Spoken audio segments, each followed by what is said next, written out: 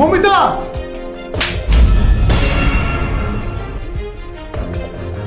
তোর এত বড় সাহস, যে জায়গায় আমার মা বসে আছে, আমার বোন বসে আছে, আমি বসে আছি, আমাদেরকে না দিয়ে এত বড় মাছের মাথাটা তুই চা করে প্লেটে দিলি।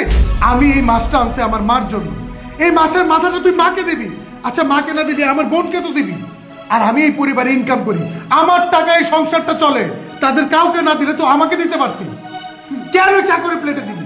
ভাইয়া, বুঝতে পারছো না কেন ভাবি চাকরের প্লেটে মাছের মাথাটা দিল? আরে ভাবির সাথে তো ওই চাকরের অবৈধ সম্পর্ক আছে। যদি অবৈধ সম্পর্ক না থাকতো তাহলে ভাবি চাকরকে কেন এত বড় মাছের মাথাটা দিবে বলো তো? আমি প্রায় সময় খেয়াল করে দেখেছি ভাবি আর চাকর মিলে দুজনে ফুসুর ফুসুর কথাবার্তা বলে। আমি তখনই সন্দেহ করেছিলাম নিশ্চয়ই ভাবির সাথে চাকরের অবৈধ কোনো সম্পর্ক আছে, কিন্তু আমি তোমাদেরকে কিচ্ছু বলতে পারিনি। আজকে তোমরা তো সবকিছু নিজের চোখেই দেখছো, বলো এখন কি বলবে তোমার বউকে? চুপ কর তোরা। বৌমা, সত্যি করে আমাকে বলো তো, কেন এত বড় একটা মাছের মাথা তুমি ওর প্লেটে দিলে? কেন দিয়েছে এটা জানতে চান তো আপনারা সবাই? কারণ দিয়েছে এই জন্যই, সেও একটা রক্তে মাংসে গড়া মানুষ, তারও ভালো মন্দ খেতে ইচ্ছা করে। বিয়ে হয়ে আসার পর থেকে আমি দেখছি মানুষটার প্রতি আপনারা কেউ খেয়াল করেন না। আর আপনারা দুজন তো ওনাকে সহ্যই করতে পারেন না। এই যে আমার ননদ, নিজের ছোট বোনের মতো ভাবছি সবসময়, কখন কি লাগবে না লাগবে সবসময় টেক কেয়ার করেছি। আর আজকে কিনা আমার চরিত্রের উপর দাগ দিয়ে দিল,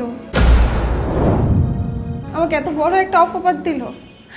ওর কথা না হয় বাদই দিলাম, আপনি তো আমার হাজবেন্ড, তাই না? আপনি কি করে আমার চরিত্র নিয়ে এরকম একটা বাজে কথা বলতে পারেন? আমাকে কেউ না চিনুক, আপনি তো চেনেন, এতদিন যাবত আমি আপনার সাথে সংসার করছি, কিন্তু না, আপনারা কেউ আমাকে বুঝলেন না, ওনাকেও বুঝলেন না, আমাদের ফিলিংসটা বুঝলেন না। আর ইভা, তুমি বললে না ওনার সাথে আমার সম্পর্ক আছে? হ্যাঁ, আমার সাথে ওনার সম্পর্ক আছে, কিন্তু সেটা কোনো বাজে সম্পর্ক না, ভাই বোনের সম্পর্ক। আমার নিজের কোনো ভাই নেই। এই বাড়িতে আসার পর থেকে আমার সুবিধা অসুবিধা সবসময় এই মানুষটা খেয়াল করেছে। আমি কি করে তাকে ভাইয়ের নজরে না দেখে থাকবো বলো তো? এই জন্য আমি আমার মনে জায়গা দিয়ে ফেলছি আমার ভাই হিসেবে। আর নিজের ভাই দিনের পর দিন এভাবে কষ্ট করে যাবে, ভালো মন্দ কিচ্ছু খেতে পারবে না, এটা কোন বোন সহ্য করবে? কোনো বোন সহ্য করতে পারবে না। জানেন মা, ভাইয়া আমাকে একদিন বলছিল যে ভাইয়ার নাকি খুব বড় মাছের মাথা খেতে মন চায়, কিন্তু এতদিন যাবত তো আমাদের বাড়িতে বড় মাছ আসেনি, যার কারণে আমি ভাইয়াকে বড় মাছের মাথা দিতে পারিনি। আজকে সকালে যখন আপনার ছেলে বড় মাছ নিয়ে আসলো, আমি সুন্দর করে রান্না করে আমার ভাইয়ের জন্য আলাদা করে রেখে দিয়েছি, যাতে আমার ভাইয়া বড় মাছের মাথাটা খেতে পারে।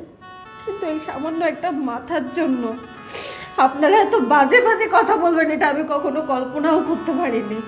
আমার শব্দ আসলে আমারই, আমি ভুল করে কইয়া বলেছিলাম যে আবার বড় মাছের মাথা খাইতে চেয়েছি।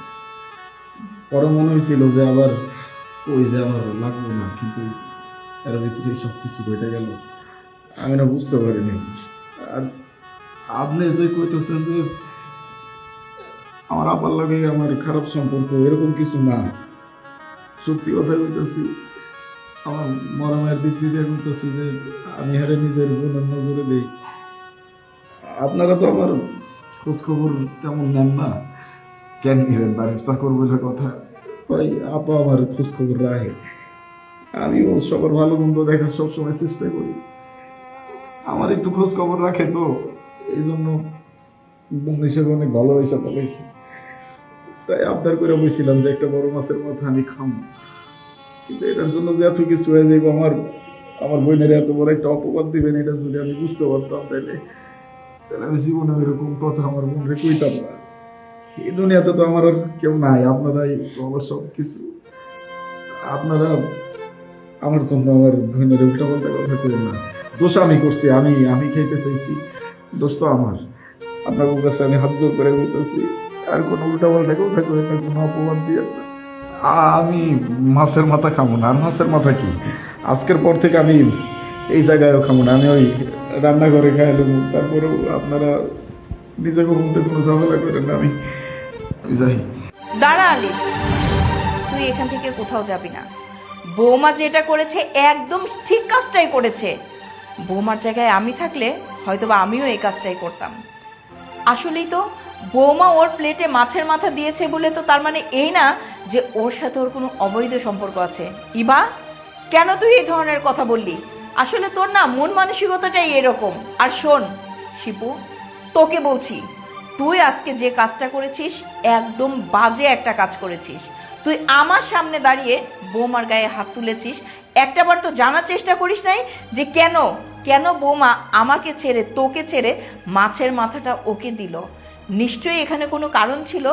তো যাই হোক বৌমা, তুমি একদম সঠিক কাজটাই করেছো। আর আলিফ, তোকে বলছি, তোকে তোর চাচা এই বাড়িতে অনেক ছোট সময় নিয়ে এসেছিল। তোকে আমি লেখাপড়া শেখানোর জন্য স্কুলে পর্যন্ত ভর্তি করতে চেয়েছিলাম, কিন্তু তুই কি বললি? না, আমি লেখাপড়া করব না, আমি এই বাড়িতে আপনার কাছে থাকবো একদম আপনার ছেলের মতন। আমি তো তোকে সেভাবেই মানুষ করতে চেয়েছি, কিন্তু দেখ তোর ইচ্ছে মতন তুই এই বাড়ির সংসারের প্রত্যেকটা কাজ করিস। এই কারণে সবাই তোকে এই বাড়ির চাকর মনে করে। তবে হ্যাঁ, আজকের পরের থেকে কেউ কখনোই তোকে চাকর মনে করবে না। তোর চাচা এনে তোকে বলেছিল যে তুই এই বাড়ির ছেলের মতন মানুষ হবি। হ্যাঁ, আজকে তো চাচা নেই, কিন্তু আমি এখনো বেঁচে আছি। আমি বলছি আজকের পরের থেকে তুই এই বাড়িতে ছেলের মর্যাদা নিয়েই থাকবি। আর শোন, তুই প্রত্যেকটা সময় তুই নিচে বসে ভাত খাস।